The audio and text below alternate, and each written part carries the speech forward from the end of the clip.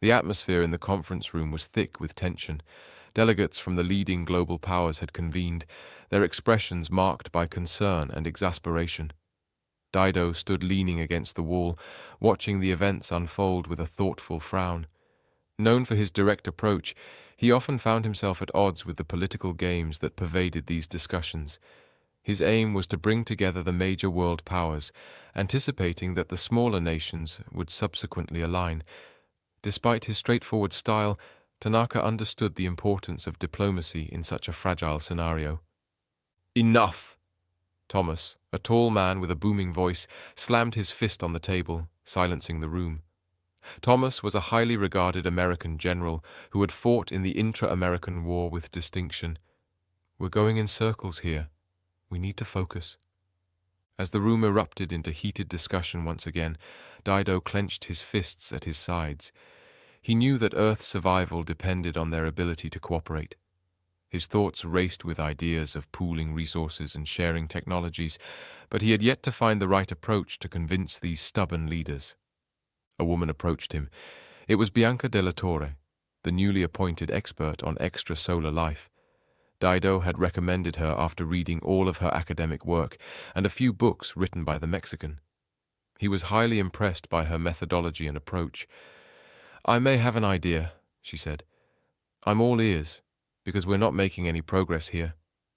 Dido said, "It might require bending the rules a bit," she continued. "Let's find a quiet place to discuss." Dido looked intrigued. "Just a moment. I'll call over Thomas Bazanov." He caught the attention of the tall general, who appeared ready to explode from listening to these politicians talking. Dido signaled to him, and Bazanov immediately knew what he meant. He stood up and followed the two of them to a secluded table. Dido had an assistant bring them freshly brewed coffee in 3 cups, and as he poured the first cup, he said to Bazanov, "Bianca has an idea, but she warned that it may break some rules." Bazanov's interest was piqued. "I'm listening," he replied. Bianca continued, "According to our research, the Tanula have been studying Earth for almost 1,000 years, ever since the time of the Vikings." Bazanov looked at her in surprise. "That long?" "Yes. They have detailed records going back that far. They even have a form of video recording." "Incredible," he murmured. "It seems like the Tanula have been patiently waiting for our technological advancement in order to make contact with us," Dido interjected. "But what does that have to do with our current situation?" Bianca's smile widened deviously. "The political leaders are hesitant to fully engage in this endeavor because they don't trust the AI or the aliens. However, if we can get the public to trust them, the politicians will have no choice but to follow suit or risk losing power." Dido nodded, understanding her plan. "And how do we gain the public's trust?" Bianca leaned in and lowered her voice. "We leak some of the recordings from significant historical events to the internet. Just imagine the impact of people actually seeing footage of Christopher Columbus setting foot on American soil for the first time. Imagine if there was a real video of Eric the Red landing his ship in Newfoundland, or seeing the Mongol horse riders attacking the Great Wall of China, maybe witnessing Blackbeard himself raiding trade vessels in the Caribbean. People are naturally drawn to their own history, and luckily the Tanula and the Black Knight hold recordings of major events from the past millennium." Dido started to see where she was going with this idea. "That could actually work," he said, turning to Bazanov, who calmly replied, "I don't see any harm in it. As long as no military secrets are revealed. Some might have to face uncomfortable truths when they see what really happened in the past," Dido added gingerly. "But it's a small inconvenience if it means we can move forward." Bianca turned to the men and asked, "Are we in agreement?" They both nodded in unison. "Great. I'll head back to the Black Knight and continue my talks with the AI." She finished her coffee and complimented the brew before briskly walking off. Bazanov looked at Dido and said, "Let's hope this plan works. I'm tired of dealing with politicians." Dido simply smiled and nodded in response. Bianca headed for the space vessel, where 3 Marines were standing guard. She showed them her ID card for the second time that day. Back already? One of the guards looked up as he let her through. She headed straight to the control room, where the AI was waiting. Hello again, Bianca greeted it. Welcome back, Ms. de la Torre, the AI replied.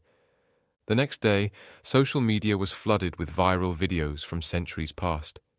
One video showed numerous sailing ships sailing near a shore. Then the view panned out to reveal the recognizable country of England. In an instant, it zoomed back in to focus on a warrior wearing chainmail and with the sun reflecting on his sword. It was clear that this footage captured the historic Norman conquest of England. Other videos showcased the magnificent city of Tenochtitlan before its fall to Spanish conquerors. The scenes depicted bustling roads, busy waterways, and merchants engaged in trade. The camera even zoomed in on details such as people's clothing before panning out again to reveal the layout of the great city. Other videos showed the inside of the Black Knight while it was first boarded, with shots from the helm-mounted cameras. Each video ended with a message revealing who recorded it and why, to convince skeptical people that the Tanula could have taken Earth when humans were still primitive, yet did not. Instead, they documented human development. Next came videos of the alien species known as the Tanula. The video showed these lizard-like beings going about their daily tasks, such as eating in a communal area and conversing in their unique clicking language. All of this footage was taken by the AI in the ship before the Tanula departed permanently for their large generation ship.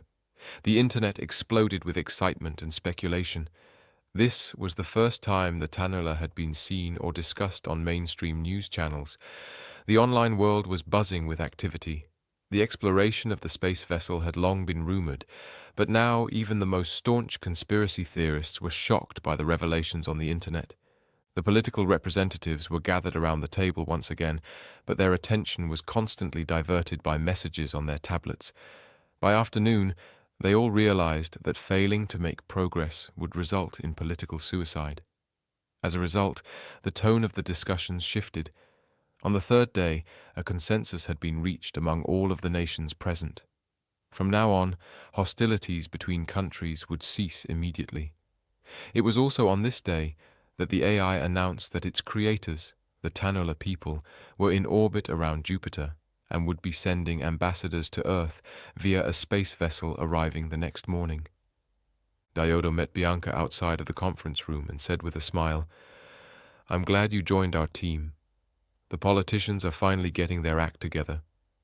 Have you heard anything from the AI about sharing technology?" "She told me that is a decision her creators had to take," Bianca answered. "She?" Dido mused. "Well, she is a vessel, kind of." The following morning, Dido, Thomas, Bianca, and several representatives from major powers gathered outside to welcome the Tanula ambassadors. The remaining representatives stayed inside the hangar, behind a glass window to avoid overwhelming the alien visitors. Camera crews were situated around the area, ready to document the historic meeting. The AI had informed the humans that one of the ambassadors were the scientists who had been studying Earth for over a century, and that she was not exactly young anymore. At 900 hours, the Navy, who had several ships located close to the island, reported spotting a sleek vessel slowly descending towards the island. The vessel had approached at an angle and remained visible for approximately 5 minutes before reaching the platform. Its descent was completely silent. As it landed beside the Black Knight, Dido and a few chosen Marines stood ready. The Marines were instructed by Bazanov to stand at each side of the ramp, their hands empty and folded in front of them. After a few moments, a ramp extended from the vessel and touched the ground. A figure emerged at the top of the ramp, appearing to be wearing civilian garments. It were fairly tall, and followed by a few more figures of similar size and shape. As they approached the group of Marines, Dido could see that they were slightly taller and thinner than humans. Their hands had 4 digits, with one placed like a thumb opposite from the rest. Their skin was scaly and shimmered in the sunlight in varying shades of green. Dido and Bianca stepped forward with their hands outstretched in a gesture of peace. The first Tanula descended from the ramp, squinting at the sun. "Incredible," it said in accented English. Bianca was taken aback. "Welcome to Earth," she said. "Do you speak English?" The Tanula turned its head and looked at her with yellow eyes. Bianca now noticed a slight difference between this alien and the other on the ramp. The leathery skin and its color was different, so was the overall body shape. "Yes, I do. And like you just noticed, I am a female of my species, just like you, young human." Bianca's eyes widened. "How did you—" "Shh," the alien said. "We will speak later." Turning to the crowd and speaking in accented English, "My name is Zalanda." "I have been here before," Bianca introduced herself and Dido, while the rest of the Tanula stood behind them. Bianca asked about their hesitance to speak English, and Zalanda explained that they needed to update their translator unit first. She pointed to the Black Knight and said that the AI could handle the updates. Bianca offered to take on the task, and Zalanda agreed, turning around to speak to the others in a strange clicking language.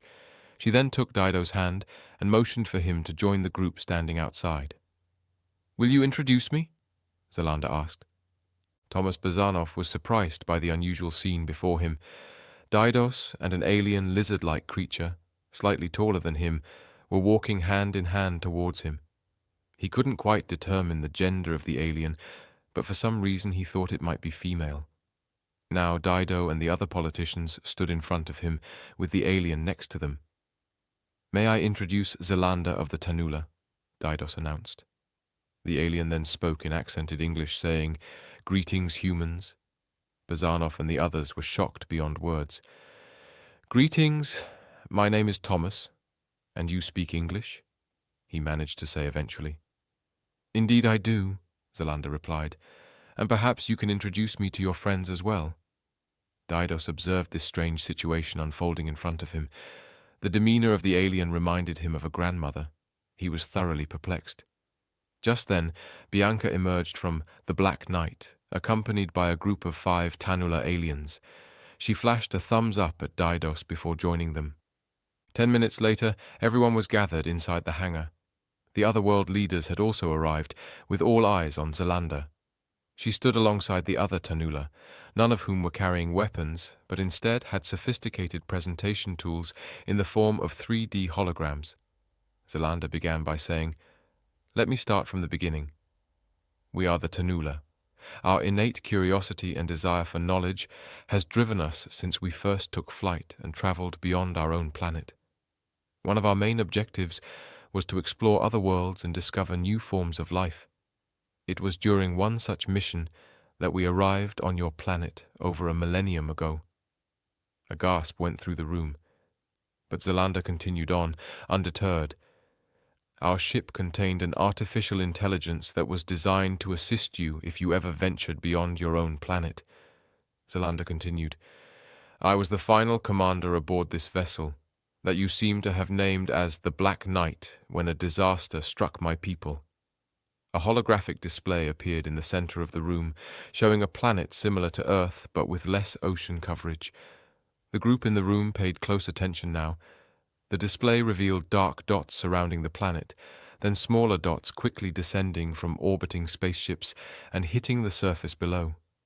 Zalanda touched one of the dots, and it enlarged to show a large spacecraft releasing something towards the planet's surface. With a sad expression she spoke, her hands making a strange symbol in the air. The other Tanula repeated the strange motion. Questioning if they had captured the event on video, Bianca leaned towards Didos, receiving confirmation that they did indeed have everything on video. The hand gestures were almost human-like, prompting Bianca to comment on them, receiving a 2-word answer, "We mourn." Thomas Bazanov interrupted, asking if those were explosives hurtling towards the planet's surface. Zalanda looked at him, explaining that they would provide all the necessary data to General Bazanov and his team once he understood the bigger picture. Embarrassed by his outburst, Bazanov mumbled an apology while shuffling in his seat. The politicians remained silent as Zalanda continued her briefing. They had been attacked by the Lictar, a hive-like alien race. The dots that caught Bazanov's attention were part of their invasion troops. "We have 2 of them in stasis pods on our ship, if you'd like to see for yourselves." The humans were all shocked. Don't worry. We found a way to transport and contain them, she reassured. Those dots heading straight for the planet are troop transports carrying over 1,000 soldiers each. They are heavily shielded against energy fire, just like the troops that are landing on the ground. This made it extremely difficult for us to fight back with only energy weapons. General Bazanov raised an eyebrow, catching Zelander's attention. Yes, General. Your weapons will be much more effective against them, she assured him. The Lictar swarm showed no mercy to anybody. We were not prepared for their attack, and it cost us our home. Zelander's eyes filled with sadness as she spoke. The humans in the room moved nervously. Zelander continued her story. Some of us were lucky enough to be off-world when the attack happened, and a few larger ships managed to escape with smaller fighter escorts. But now, only a few of us remain. Her voice trailed off sadly. We wander through space, searching for a new safe haven. She sighed. We are scattered and lost, with no knowledge of where the others may be. We have become nomads in search of a new home. One of the politicians spoke up. If you have this advanced technology, and you know about us human and clearly can breathe our air, how come you did not take over Earth when we were more primitive? A sensible question, Zelander answered. And the answer is simple. Zelander said, Your planet is too close to Lictar space. They will come here one day. A murmur went through the humans listening.